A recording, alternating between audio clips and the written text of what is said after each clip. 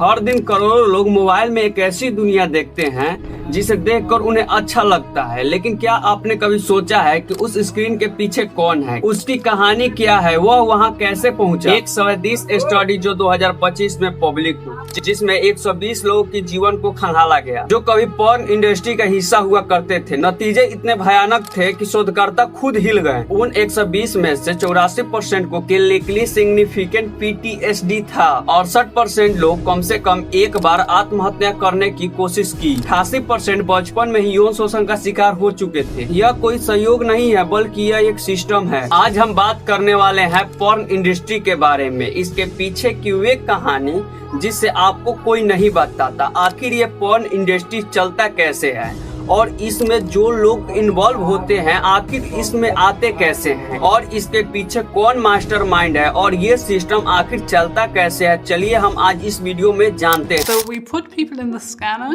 and looked at their brain activity. We were interested in what effects do potentially long-term usage of pornographic material have on brain structure. So basically we found in our study that the grey matter in the reward center is generally smaller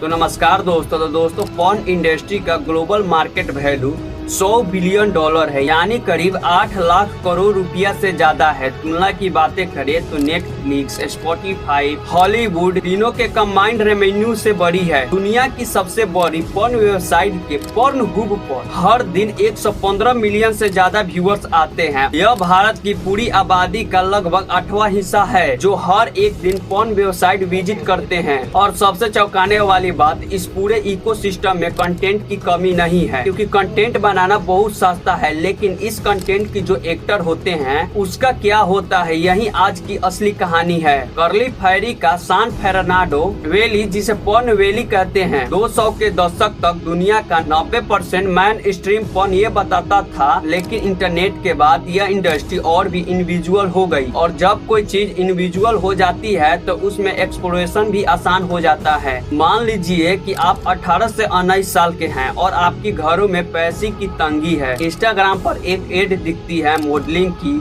high पे की, तो आप contact करते हैं एक professional looking energy से। जब आप बात करते हैं वे बताते हैं कि बस केवल फोटो लेना है, तो आपके अंदर कॉन्फिडेंस रहेगा, अच्छा पैसा मिलेगा। फिर धीरे धीरे बाउंड्री शिफ्ट होने लगती है। ये कोई काल्पनिक कहानी नहीं है, बल्कि यह गर्ल्स डू पॉर्न केस है, एक रियल अमेरिकी कंपनी जो 2011 से 2019 तक चली। इस कंपनी के ऑनर मैथ्यू इसाक वुल्फ ने सैकड़ों यंग वुमेन को एग्जैक्टली इसी तरह रिकवरी किया। उन्हें बताया गया कि ये वीडियो केवल ओवरेज दिखाए जाएंगे, इंटरनेट पे नहीं। फिर वे वीडियो वर्ल्ड वाइड अपलोड हो गए। विक्टिम ने खुद अपने दोस्त, फैमिली और एम्प्लॉय तक वीडियो पहुंचते हुए देखा, जिसके कारण कितने लोग सुसाइड भी कर लिए। 2020 में वुल्फ को सेक्स ट्रैकिंग का दोषी पाया गया। विक्टिम को 12.8 मिलियन का मुआवजा मिला, लेकिन कितना भी पैसा उनकी गरिमा को वापस नहीं ला सकती। रिसर्च बताती है कि सबसे पहले रिक्वायर्ड में से सबसे ज्यादा टारगेट होते हैं वे लोग जिनके पास फाइनेंशियली प्रॉब्लम हो, अनस्टेबल हाउस में हो, डिप्रेशन में हो, इन्हीं लोगों को ये लोग टारगेट करते हैं। दूसरी बात, ट्रैकर अक्सर विक्टिम को पॉर्न कंज्यूम कराते हैं ताकि वे नॉर्मलाइज हो जाए, फिर उन्हें खुद प्रीफॉर्म कराया जाता है। तीसरी बात, यूएस में नेशनल ह्यूमन ट्रैकिंग का हॉटलाइन 2020 के डाटा के अनुसार पोर्नोग्राफी उस साल ट्रैकिंग केस का नंबर 1 रिपोर्टेड मैनुअल बन गया था। हम सब सोचते हैं कि ये सब अक्सर कैजुअल होता है, लेकिन कॉन्सेंट की डिफिनेशन बेहद जटिल होता है। एक सर्वाइवर ने एक इंटरव्यू में बताया था, मैंने कहा था कि मैंने ऐसा सीन नहीं करूंगा। डायरेक्टर ने कहा कि ये कंटेंट में है, अगर नहीं की तो तुम पे लीगल एक्शन लिया जाएगा। मेरे पास वकील नहीं थे, मैंने किया। यह फोर्स नहीं था। लीगल डिफिनेशन में क्या यह कंसेंट था? FBI और इंटरनेशनल लीगल एक्सपर्ट का कहना है जब किसी प्रीफॉर्म को उनकी नो लिस्ट यानी वे जो नहीं करना चाहते हैं करवाया जाए तो ये लीगल ट्रैकिंग डिफिनेशन के रूप में आता है। एक पहलू और भी है ड्रग्स और एल्कोहल का।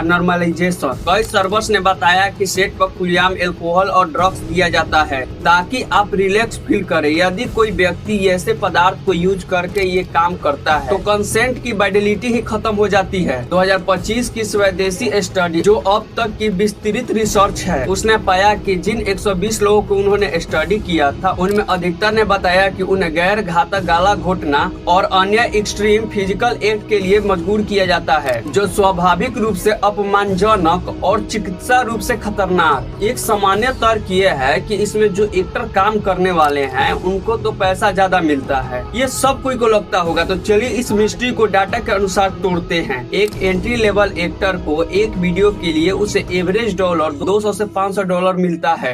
एक वीडियो के शूट में घंटों लग सकते हैं, ट्रेवल प्रिपरेशन सब शामिल है। वहीं वह एक वीडियो जो प्लेटफॉर्म पे डाली जाती है वे लिटरली लाखों बार देखी जाती है और उसी से प्लेटफॉर्म करोड़ों रुपया कमाता है। लेकिन असली इशू पैसा नहीं है, असली इशू है अस्थायित्व। जब कोई वीडियो एक बार इंटरनेट पे आ गई तो वे कभी नहीं जाती है, प्लेटफॉर्म पे अपलोड होती है, फिर री अपलोड होती है, मिरर सीटर पर जाती है और टॉरेंट पे जाती है। 2025 की रिसर्च बताती है कि 94% सर्वाइवर को बाद में अनचाही यौन सामग्री मिला, यानी कि उनकी वीडियो, उनकी इमेज बिना उनकी परमिशन के बार बार शेयर होती रही। 60% लोगों ने बताया कि उनका इमेज बिना उनकी परमिशन के किसी ने शेयर की। यह बिना सहमति के पर्न या बदला लेने के उद्देश्य से बनाया गया, जो आज एक मैसिव ग्लोबल समस्या है। इसकी जड़ें इसी सिस्टम से चलती है। अब बात करते हैं उन चीजों की जो शायद सबसे जरूरी है। 2025 की स्वदेशी स्टडी जर्नल नॉर्डिक डिस्कर्सों की पत्रिका प्रकाशित हुई। जरा आप इसे ध्यान से सुनिएगा। 88% प्रतिभागियों ने बचपन में ही यौन शोषण का रिपोर्ट किया। 84% PTSD के लक्षण थे। 80% को कम से कम एक डायगोनेटल हेल्थ की कॉन्सिनेंट थी। 68% ने जीवन में कभी न कभी सुसाइड करने की कोशिश की। यह एक मानव वैज्ञानिक तंत्र है जिससे इंसान मेंटली खुद अपनी बॉडी से अलग हो जाती है जब सिचुएशन खराब हो जाती है। यह सदमा का क्लासिक संकेत है और यह साइकिल बचपन से ही शुरू होती है। रिसर्च बताती है कि इस इंडस्ट्री में ज्यादातर लोग वहां पहुंचना नहीं चाहते, लेकिन उनकी मजबूरी होती है। उन्हें जबरदस्ती वहां पहुंचाया जाता है क्योंकि उनके पास कोई और रास्ता नहीं बचता।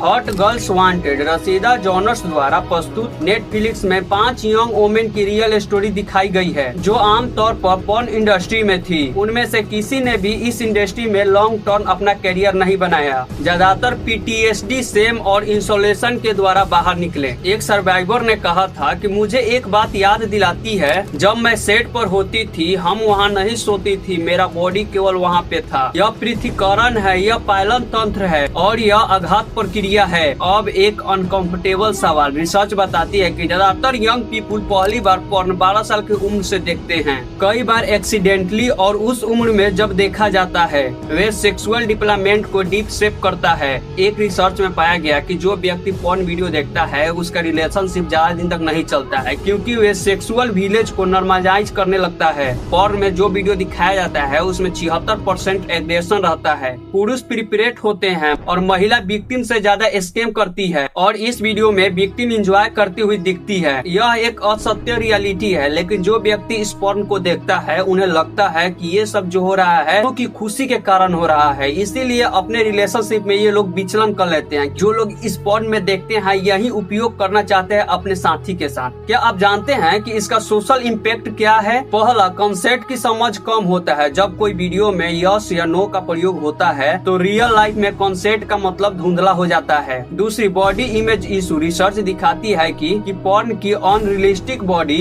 स्टैंडर्ड्स बोथ मैन और वोमेन की बॉडी में सेक्सुअल एग्जिस्टिव बढ़ती है। 2024 की डॉक्यूमेंट्री डार्क एडिक्शन इसी प्रोसेस को डॉक्यूमेंट करती है, कैसे एडिक्शन को इस कलेक्टेड होती है और रिहेबिलिटेशन कितनी कठिन होती है। इंटरनेशनल लेबर्स ऑर्गेनाइजेशन के डाटा के अनुसार दुनिया में 4.8 बिलियन से ज्यादा लोग सेक्सुअल वीडियो देखते हैं। इनमें से एक 12 हिस्सा पोर्न इंडस्ट्री में जुड़ा है। National human trafficking hotline America की सबसे बड़ी ट्रैकिंग लाइन है। पोर्नोग्राफी टॉप रैंकेड इंडस्ट्री है जहां ट्रैकिंग केस का रिपोर्ट होती है। पोर्न इंडस्ट्री एक पीयर मैचिंग चलाती है। जब मैं पोर्न इंडस्ट्री के बारे में रिसर्च किया तो इसमें 76% एग्रेशन रहता है, जिसके कारण हमारे देश के युवा देखकर अपनी रिलेशनशिप में दूरी बना लेते हैं।